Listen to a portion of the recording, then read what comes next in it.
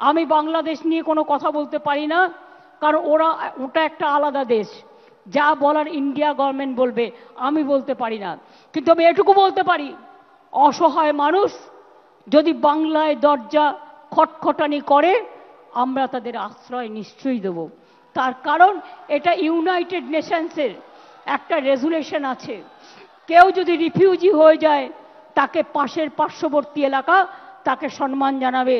যেমন আসামে একটা গন্ডগোল হয়েছিল বড়দের সাথে, আলিপুরদুয়ারে তারা দীর্ঘদিন ছিলেন, আমিও গিয়েছিলাম তাদের সাথে দেখা করতে।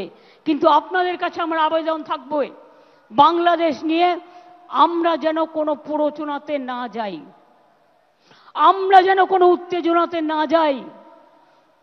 আমাদের সহমর্মিতা, আমাদের দুঃখ, সে যারই রক্ত ঝরুক তাদের জন্য আছে।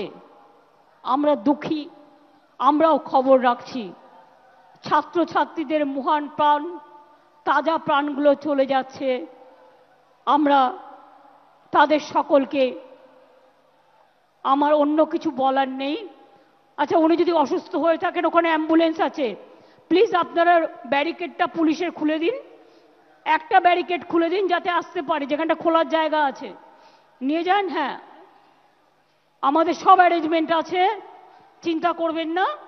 আর ওনার পরিবারের সাথে একজনকে নিয়ে যান, যে গ্রাম থেকে এসছেন, যাকে উনি চেনেন, সাথে একজন যান, যাতে আপনারা দেখে রাখতে পারবেন। পরে ফিরলেও ব্যবস্থা আমরা করে দেবো, চিন্তা করবেন না।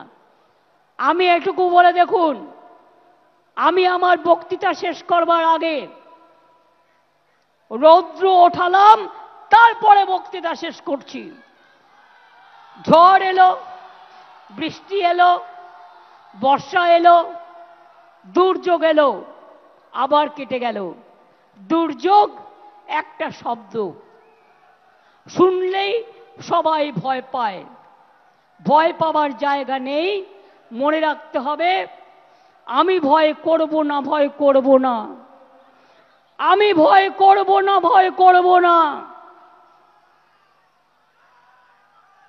আমরা লড়াই করব, हम लड़ेंगे, हम करेंगे, हम गड़ेंगे, हम जिताएंगे और हम दिशा भी दिखाएंगे, एक साथ में काम करेंगे।